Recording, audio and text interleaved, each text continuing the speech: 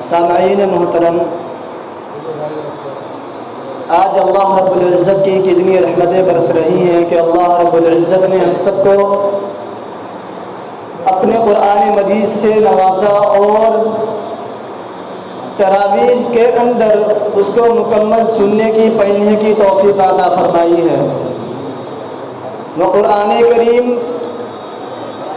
جو تمام کتابوں میں سب سے افضل کتاب اور جس نبی کے اوپر، جس پیغمبر کے اوپر نازل کی گئی، وہ تمام پیغمبروں میں سب سے زیادہ افضل ہے۔ دنیا کے اندر اللہ رب العزت نے 1,00,000 کم و بیش 1,24,000 انبیاء علیہم الصلوۃ والتسلیم کو مبعوث فرمایا، لیکن جتنے بھی نبی آئے، جتنے بھی رسول آئے، کسی کو کچھ صحائف عطا کیے گئے، کسی کو کوئی کتاب عطا کی گئی، لیکن آخر میں ایک ایسا وقت آیا کہ جب ظلم و بربریت کے پہاڑ توڑے جانے لگے اور دنیا کے اندر ظالم حد سے زیادہ بڑھ چکے ہیں، مظلوم اور بے سہاراؤں، یتیموں، غریبوں، مساکین سب کا مال ہڑپ کیا جانے لگا، تو ایسے پرخطر ماحول کے اندر رحمت خداوندی جوش میں آئی اور اپنے پیارے نبی کریم صلی اللہ علیہ وسلم کو آخری نبی بنا کر بھیجا گیا۔ آپ صلی اللہ علیہ وسلم کو نبی بنانے کے بعد جب آپ صلی اللہ علیہ وسلم کے اوپر سب سے پہلی وحی نازل ہوئی غار حرا کے اندر، وہ تھی اقرأ بسم ربک الذی خلق، کہ پڑھ تو اپنے رب کے نام سے جس نے تمام کائنات کو پیدا کیا، جو تمام کائنات کا پالنہار ہے۔ پھر اس کے بعد میں تمام آیات نازل ہوتی گئی، جس طرح سے احکام نازل ہوتے گئے۔ احکام نازل ہونے کے بعد میں انبیاء اور جتنے بھی رسول دنیا کے اندر آئے، کچھ کا تذکرہ قرآن کریم کے اندر کیا گیا۔ آخر میں نبی پاک صلی اللہ علیہ وسلم کو قرآن کریم کے اندر ارشاد فرمایا گیا وَمَا أَرْسَلْنَاكَ إِلَّا رَحْمَةً لِلْعَالَمِينَ، کہ ہم نے اپنے پیغمبر کو، اپنے نبی کو تمام عالموں کے لیے رحمت بنا کر بھیجا ہے۔ جب قرآن کریم دنیا کے اندر وجود میں آیا تو قرآن کریم کو ختم کرنے کے لیے اس وقت کے کفار و مشرکین نے طرح طرح کے پروپیگنڈے استعمال کیے تھے، اور کبھی ارشاد فرمایا، کبھی ان لوگوں نے کہا کہ یہ قرآن جو محمد پڑھتا ہے یہ کسی ساحر مجنون کا قرآن ہے، یہ بلکہ اسی کا بنایا ہوا قرآن ہے، یہ اسی کی من گھڑت باتیں ہیں جو محمد قرآن پڑھتا ہے۔ اور عتبہ، شیبہ، ابو جہل، یہ مکہ کے سرداروں میں سے تھے جو کفار تھے تینوں، یہ لوگ کہا کرتے تھے کہ محمد جو قرآن پڑھتا ہے وہ ساحر مجنون کا قرآن ہے۔ تو اللہ رب العزت نے اپنے پیارے نبی جناب محمد عربی صلی اللہ علیہ وسلم کو ارشاد فرمایا کہ اے میرے پیغمبر، پریشان ہونے کی کوئی بات نہیں ہے، کیونکہ قرآن کی حفاظت کا ذمہ تو ہم نے لے رکھا ہے۔ دنیا کے اندر توریت کو اللہ رب العزت نے نازل فرمایا، زبور کو نازل فرمایا، انجیل کو نازل فرمایا، تمام دیگر صحائف نازل فرمائے، لیکن کسی کی بھی حفاظت کا ذمہ نہیں لیا۔ قرآن کے اندر ارشاد فرمایا اِنَّا نَحْنُ نَزَّلْنَا الذِّكْرَ وَإِنَّا لَهُ لَحَافِظُونَ، کہ ہم ہی نے قرآن کو نازل کیا ہے اور ہم اس کی حفاظت کرنے والے ہیں۔ تو کس طرح سے کفار و مشرکین اس کو مٹا سکتے ہیں جس کی حفاظت کا ذمہ خود خالق کائنات نے لے لیا ہے؟ جب اللہ کے نبی صلی اللہ علیہ وسلم کو کہا گیا کہ ساحر مجنون کا قرآن ہے، تو آپ صلی اللہ علیہ وسلم کو اللہ رب العزت کے حکم کے مطابق ارشاد ہوا کہ اے میرے پیغمبر، ان کفار اور مشرکین سے کہہ دے کہ اگر یہ کہتے ہیں کہ یہ قرآن محمد کا بنایا ہوا قرآن ہے، یہ کلام اللہ یا کلام اللہ نہیں ہے بلکہ یہ محمد نے من گھڑت باتیں بنا رکھی ہیں، تو ان کو چیلنج کر دو۔ قرآن کے اندر ارشاد فرمایا فَأْتُوا بِعَشْرِ سُوَرٍ مِثْلِهِ، کہ ان سے کہہ دو کہ اس کے جیسی صورت لے کر آ جائے۔ لیکن جب اس کی کوئی نظیر نہ پیش کر سکے تو اللہ کے نبی صلی اللہ علیہ وسلم کو حکم ہوا کہ اے پیغمبر ان کافروں سے کہہ دو اگر ایک صورت نہیں لا سکے تو ایک آیت ہی لے کر کے آ جائے، چاہے شاعر مشرق کی مدد لے لے، چاہے شاعر مغرب کی مدد لے لے، چاہے پوری کائنات کو ملا لے، صرف اللہ رب العزت کی ذات کو چھوڑ کر اگر اس کے جیسا قرآن لا سکتے ہیں تو لے کر آ جائیں۔ اللہ کے نبی صلی اللہ علیہ وسلم کو حکم ہوا تو آپ صلی اللہ علیہ وسلم نے ایک چھوٹی سی سورت انا اعطیناک الکوثر فصل لربک وانحر ان شانئک هو الابتر، اس چھوٹی سی سورت کو خانہ کعبہ کی دیوار کے اوپر لٹکا دیا اور پوری دنیا کے انسانوں کو، کافروں مشرکین کو نہیں بلکہ پوری دنیا کے انسانوں کو چیلنج تاکہ اس کے جیسی نظیر پیش کر سکے تو دیا ہے۔ لیکن مہینوں تک جب یہ سورت خانہ کعبہ کی دیوار کے اوپر لٹکی رہی اور اس کی کوئی نظیر نہ پیش کر سکا تو پھر ارشاد ہوا کہ پیغمبر گھبرانے کی کوئی بات نہیں، کیونکہ قرآن کا حفاظت کا ذمہ تو ہم نے لے رکھا ہے، قرآن کی حفاظت کا ذمہ تو ہم نے لے رکھا ہے۔ لیکن آپ دیکھیے کہ عتبہ اور شیبہ، ابو جہل جو کفار و مشرکین کے مکہ کے سردار ہیں، بظاہر تو کہتے ہیں کہ قرآن جو محمد پڑھتا ہے ساحر و مجنون کا قرآن ہے، لیکن جب آپ صلی اللہ علیہ وسلم قرآن کریم کی تلاوت کرتے ہیں اور آپ صلی اللہ علیہ وسلم کبھی مسجد نبوی کے اندر، کبھی اپنا عائشہ رضی اللہ تعالی عنہا کے حجرے کے اندر آپ قرآن کریم کی تلاوت کرتے ہیں تو عتبہ بھی اور شیبہ بھی، ابو جہل بھی، یہ تینوں چھپ کر قرآن کریم کو سنا کرتے تھے۔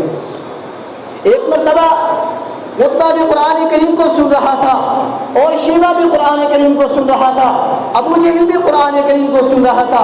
یہ ایک ایسا ہوا کہ ان تینوں کی نگاہ ایک دوسرے کے اوپر پڑ گئی تو تینوں ایک دوسرے کو دیکھ کر چونک گئے اور فرمایا اور کہنے لگے کہ تم یہاں کیسے، تم یہاں کیسے؟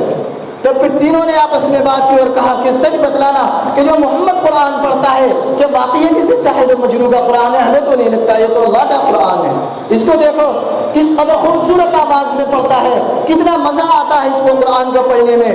تو میرے بھائیوں ہمیں سوچنا چاہیے، رمضان المبارک آدھا نکل گیا کہ ہم نے قرآن کریم کی کتنی تلاوت کی ہے، قرآن کریم ہمارے گھروں کے اندر کتنا پڑھا جا رہا ہے۔ رمضان المبارک کے علاوہ ہی نہیں بلکہ دنیا کے اندر آپ جتنی بھی کتابیں پڑھتے ہیں، آپ گریجویٹ پڑھتے ہیں، سائنس پڑھتے ہیں، آپ ہندی انگلش کی کتابیں پڑھتے ہیں، بتلائیے کون سی کتاب کے اندر اتنا مزہ ہے جتنا قرآن کریم کے اندر پڑھنے میں مزہ ہے؟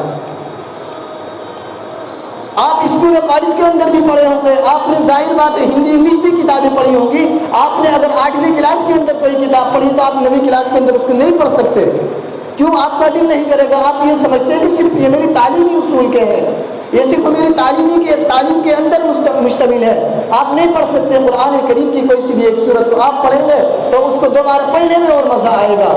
اللہ کے نبی صلی اللہ علیہ وسلم نے ارشاد فرمایا کہ قرآن کریم کو پڑھنا بھی ثواب ہے، دیکھنا بھی ثواب ہے، سننا بھی ثواب ہے۔ اگر کوئی طالب علم قرآن کریم کو پڑھتا ہے اور ہم اس سے محبت کرتے ہیں تو بھی ثواب ہے۔ اگر کوئی شخص قرآن کریم کی تلاوت کر رہا ہے اور ہم اپنے راستے سے گزر رہے ہیں، ہمارے کانوں میں اس کی آواز آ جاتی ہے اور ہمیں معلوم ہو جاتا ہے کہ قرآن کریم کی تلاوت ہو رہی ہے تو بھی قرآن کریم کے سننے پر بھی ثواب ملتا ہے۔ قرآن کریم کو دیکھنا، سننا، چھونا، سب طرح سے قرآن کریم کو سننا بھی ثواب ہے۔ تو میرے بھائیوں سوچئے کتنا بڑا اجر اس قرآن کریم کو پڑھنے کے اوپر دیا ہے۔ اور ارشاد فرمایا گیا کہ قرآن کریم کو پڑھنے والے دو لوگ ہیں، ایک تو وہ جو حافظ قرآن ہیں اور ایک وہ لوگ جو حافظ قرآن نہیں ہیں۔ اور ان دونوں کے اندر علماء نے لکھا ہے کہ اللہ کے نبی صلی اللہ علیہ وسلم نے ارشاد فرمایا کہ جو شخص حافظ قرآن نہیں ہے بلکہ ناظرہ پڑھتا ہے تو اس کا پڑھنا زیادہ ثواب ہے حافظ قرآن کے بجائے۔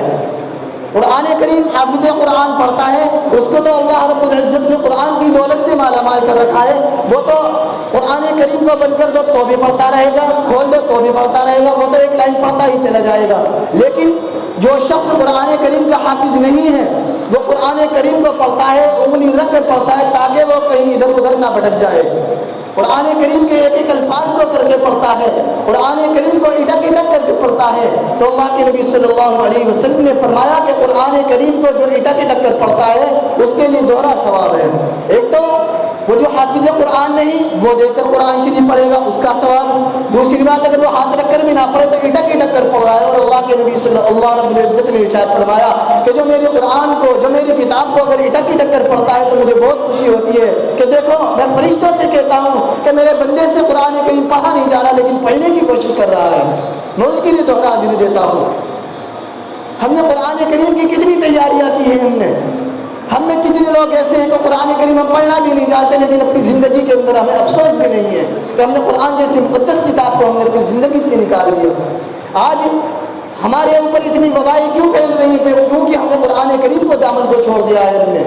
ہم نے نبی علیہ السلام کی سنتوں کو پامال کر دیا ہے. دنیا کے اندر اگر ہمیں کامیاب ہونا ہے تو اس چیز میں کامیاب نہیں ہو سکتے کہ ہم CBSE کر لیں یا ہم کچھ بھی کر لیں, ہم کسی بھی پرائمری اسکول کے اندر پڑھا لیں, کالج کے اندر پڑھا لیں, ہم کامیاب نہیں ہیں جب تک ہماری زندگی کے اندر تلاوت قرآن کریم نہ ہو. قرآن کریم کو اللہ رب العزت نے ایسا نوازا ہے کہ قرآن کریم کو اس مہینے کے اندر, اس مبارک مہینے کے اندر نازل فرمایا. اور نازل فرمانے کے بعد ارشاد فرمایا شہر رمضان الذی انزل فیہ القرآن ھدی للناس وبینات من الھدی والفرقان. کہ رمضان المبارک کے مہینے کے اندر ہم نے اپنی مقدس کتاب کو نازل فرمایا ہے. اتنی مقدس کتاب ہم نے لیکن اپنی زندگی سے اس کو نکال دیا ہے. تو میرے بھائیوں سوچنے کا مقام ہے آخر ہم نے اپنی زندگی سے کیوں نکالا, ہماری زندگی کے اندر سے اس کو نکلنے کی وجہ کیا بنی. ہم نے اپنی زندگی کے اندر کبھی اس چیز کے اوپر افسوس کیا ہے؟ کبھی افسوس نہیں کیا ہم نے اپنی زندگی کے اندر. قرآن کریم اللہ رب العزت نے ایک ایسی مقدس کتاب دی ہے کہ دنیا کے اندر جتنی بھی آسمانی کتابیں آئیں سب کے اندر رد و بدل کر دی گئی, سب کو تبدیل کر دیا گیا. توریت, زبور, انجیل جتنے بھی صحائف سب کو بدل دیا گیا. لیکن قرآن کریم وہ مقدس کتاب ہے جو 1400 سال پہلے نبی علیہ السلام کے سینے اطہر کے اوپر نازل ہوئی تھی. آج بھی وہی کتاب ہے. آپ ہندوستان کے حافظ سے سنیں گے قرآن وہی ملے گا, آپ افغانستان کے حافظ سے سنیں گے قرآن وہی ملے گا, آپ امریکہ کے حافظ قرآن سے سنیں گے قرآن وہی ملے گا. پڑھنے میں الگ مزہ آئے گا, آواز بدلتی رہے گی کیونکہ اللہ رب العزت نے کسی کو آواز سے نوازا ہے, کسی کو نہیں نوازا. لیکن قرآن کریم وہی ملے گا ہمیں کہ پوری دنیا کے اندر اس کو بدلنے کی ہر مرتبہ کوشش کی گئی لیکن بدل کیوں نہیں سکتے؟ اس لیے نہیں بدل سکتے کیونکہ اس کی حفاظت کا ذمہ خود اللہ نے لے رکھا ہے. ابھی آپ دیکھتے ہیں حال ہی کے اندر ایک ملعون نے قرآن کریم کے اوپر الزام لگایا اور کہا کہ اس کے قرآن کریم کی آیتیں نکال دو کیونکہ اس کے اندر جہاد کا تذکرہ ہے. لیکن آپ لوگوں نے دیکھا کیا وہ کر سکا؟ اس طرح سے نہیں کر سکا. کیوں؟ اللہ رب العزت نے اس کا حفاظت کا ذمہ لے رکھا ہے. جب اسپین کے اندر سے مسلمانوں کو ختم کر دیا گیا, مسلمانوں نے 700 سال حکومت اسپین کے اندر کی تھی. آج مسجد قرطبہ, علامہ قرطبی جیسا مفسر جس کے اندر تفسیر بیان کیا کرتا تھا, مسجد قرطبی اتنی بڑی مسجد ہے کہ جو ایشیا کی سب سے بڑی دینی مدارس, جو سب سے بڑا مدرسہ دارالعلوم کہلاتا ہے, دارالعلوم اس کے ایک کونے کے اندر سما جائے گا. اتنی بڑی مسجد ہے مسجد قرطبہ. آج اس کے اندر آپ جا کر دیکھیں کہ جس جگہ پہ امام نماز پڑھایا کرتے تھے آج عیسائیوں کا استقبال بنا ہوا ہے, آج گھوڑے بن رہے ہیں وہاں پر. ہم نے اپنی زندگی کے اندر کیا کیا ہے؟ 700 سال حکومت ہم نے کہاں درد کر دی. مسلمانوں کے پاس 3 آپشن رکھے گئے, یا تو عیسائی مذہب کو قبول کر لو, یا پھر ملک چھوڑ کر چلے جاؤ, یا پھر ہمارے ساتھ جنگ کرو. اور تینوں ہوا. عیسائی بھی بنے, ملک بھی چھوڑ کر گئے, اور قتل عام بھی ہوا, مسلمانوں کا نام و شان مٹا دیا گیا. اور جو لوگ تھوڑے بہت بچے وہ جب مدرسے کے اندر پڑھا کرتے تھے, حافظ قرآن کا کوئی نام و شان اس طرح سے نہیں تھا, لیکن اپنے گھروں کے اندر ایک چھوٹے سے تہخانے بنا رکھے تھے جس کے اندر کوئی حافظ قرآن آتے جو دن بھر کے اندر سبزی بیچتے, طرح طرح کی تجارت کرتے, لیکن رات کے اندر وہ تلاوت کلام اللہ سے لوگوں کو مستفید فرماتے اور تلاوت کلام اللہ ان لوگوں کے اندر ملوث ہو جاتی. لیکن قرآن کریم کی نعمت سے محروم ہو گئے. جب ان کے پاس میں ایک عالم پہنچے اور ان کے سینے کے پاس ایک چھوٹا سا قرآن موجود تھا, لیکن وہ جب وہاں جا کر پہنچے تو انہوں نے اس بچے کے ایک طالب علم کے سامنے قرآن کریم کو رکھا, تو قرآن کریم کو دیکھ کر وہ کہنے لگا کہ حافظ صاحب یہ بتلائیے یہ کیا چیز ہے. وہ قرآن کریم کو نہیں سمجھ سکا, قرآن کریم کو دیکھ نہیں سکا. یہ قرآن کریم یہ کون سی کتاب ہے؟ کیوں؟ ملک کا ماحول ایسا تھا. لیکن اللہ کا شکر ہے ہمارے ملک کے اندر تو ایسا نہیں ہے. ہماری مساجدوں کے اندر سو ہزاروں قرآن موجود ہے, لیکن پھر بھی ہم نہیں پڑھتے. ہمارے پاس کتنی ذرائع موجود ہے لیکن ہم پھر بھی نہیں پڑھتے. میرے بھائیوں سوچنے کا مقام ہے، آخر ہم نے کتنی مقدس کتاب کو اپنی زندگی سے نکال دیا، وہ مقدس کتاب جو ہمارا وقت ہماری رہنمائی کرتی ہوئی نظر آتی ہے۔ اگر ہم کسی بھی چیز کے اندر ہم پھنس جاتے ہیں تو ہمیں شریعت مطہرہ کے اوپر عمل کرنا چاہیے، ہمیں سوچنا چاہیے کہ راہ نجات صرف اسی چیز میں ہے، یا تو تلاوت، یا تو کلام اللہ، یا سنت رسول اللہ۔ اگر کوئی چیز قرآن کریم کے اندر ہمیں نہ ملے تو وہ سنت رسول اللہ کے اندر ضرور ملے گی، اگر اس کے اندر بھی نہ ملے تو اجماع کے اندر ضرور ملے گی، اگر اجماع بھی نہ ملے تو ہمیں پھر قیاس کے اندر ضرور ملے گی۔ لیکن میرے بھائیوں ہمیں سوچنا چاہیے، ہم میں کتنے لوگ بھائی ایسے ہیں کہ جو ہمیں نماز بھی پڑھنی نہیں آتی، لیکن کبھی افسوس کیا ہے ہمیں اپنے مسلمان ہونے پر کہ ہم مسلمان کے گھر کے اندر پیدا ہو گئے، ہمارا نام مسلمان رکھا گیا، تو میرے بھائیوں مسلمان نہیں ہیں پھر بھی ہم، اگر ہماری زندگی کے اندر قرآن جیسی مقدس کتاب نہیں ہے تو ہم پھر واقعات مسلمان کہلانے کے قابل نہیں ہے۔ تو میرے بھائیوں رمضان المبارک کا مہینہ چل رہا ہے، اور جتنی اس مہینے کے اندر آپ قرآن کریم کی تلاوت کر سکتے ہیں کریے، خوب پڑھیے، محنت کریے۔ رمضان کے اندر کیا رہتا ہے؟ کچھ نہیں رہتا۔ رمضان کے اندر آپ روزہ رکھیے، نماز پڑھیے، اور نماز کے بعد قرآن کریم کی تلاوت کیجیے۔ اگر آپ قرآن کریم پڑھنا نہیں جانتے تو آپ اپنے مکتب کے پاس یہ نہ سمجھیں آپ کہ ہم جوان ہو گئے، بوڑھے ہو گئے تو ہم کسی اپنے چھوٹے حافظ کے پاس جائیں گے اور کہیں گے ہمیں قرآن سکھا دو، تو وہ سمجھے گا کہ اتنا بڑا ہو گیا کہ قرآن نہیں پڑھنا آتا۔ نہیں، آپ جائیے، بلکہ اس سے اپنی زندگی کے بارے میں بتلائیے کہ میں نے اپنی زندگی کے اندر اس طرح سے کیا تھا، لیکن میں اب سمجھ گیا ہوں کہ میری زندگی اللہ رب العزت نے کس لیے مجھے عطا کی تھی، مجھے اپنی زندگی کے اندر قرآن کو لانا چاہیے، نہیں لانا چاہیے۔ سوچنے، میرا بھائی یہ سوچنے کا مقام ہے، کیونکہ اللہ کے نبی صلی اللہ علیہ وسلم کا ارشاد گرامی ہے کہ اگر کوئی شخص قرآن کریم اور سنت رسول اللہ سے بھٹک جاتا ہے تو پھر وہ بھٹک ہی جاتا ہے، اور اس کا خطرہ ہو جاتا ہے کہ وہ ایمان کے اوپر بھی باقی رہے نہ رہے۔ تو اس لیے ہمارا ایمان بھی ڈگمگا رہا ہے، اسی لیے اللہ رب العزت سے ہمیں دعا کرنی چاہیے کہ اللہ رب العزت ہماری زندگی کے اندر قرآن کریم کو پھر سے آباد کر دے، جس طرح سے ہماری زندگیوں کے اندر پہلے سے آباد تھا، اور اللہ رب العزت ہم سب کو کہنے سننے سے زیادہ عمل کی توفیق عطا فرمائے، اور ہمارے گنوں کو تلاوت کلام اللہ سے مزین فرمائے، ہماری آوازوں کو تلاوت کلام اللہ سے مزین فرمائے۔ آمین۔ الحمد للہ رب العالمین۔